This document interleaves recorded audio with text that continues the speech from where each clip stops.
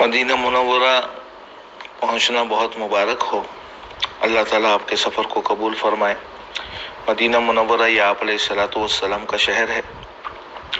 اس میں کوشش تو یہی کرنی چاہیے کہ مدینہ منورہ میں سنتوں کا اہتمام بڑھا دینا چاہیے۔ ویسے تو مسلمان کا کوئی عمل سنت کے خلاف نہیں ہونا چاہیے عام زندگی میں بھی، لیکن مدینہ منورہ میں اس کا خوب اہتمام کرنا چاہیے۔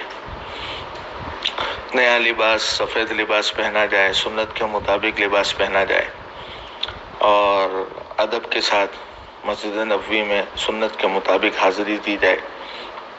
مکروہ وقت نہ ہو تو تحیۃ المسجد کا اہتمام کیا جائے۔ مدینہ منورہ والے آپ علیہ الصلوۃ والسلام کے پڑوسی ہیں، ان کا ادب کیا جائے، ان سے محبت کی جائے، ان کو کسی بھی قسم کی تکلیف نہ کی جائے۔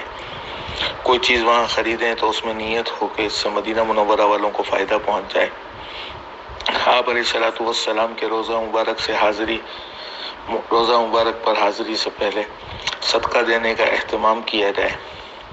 ادب کے ساتھ نیچی نظریں رکھ کر سلام پڑھا جائے، اور اگر وہاں کے دربان جو وہاں کھڑے ہوتے ہیں وہ آپ کو ہٹائیں تو ان سے الجھا نہ جائے، اور اس وقت وہاں سے ہٹ جائیں، دوبارہ پھر حاضر ہو جائیں۔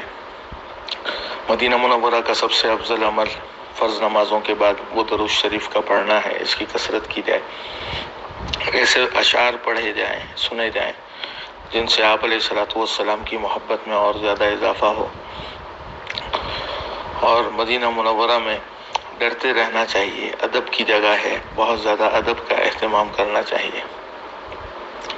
اللہ رب العزت آپ کی حاضری کو قبول فرمائے اور ہمیں بھی جلد سے جلد مدینہ منورہ پہنچنا نصیب فرمائے۔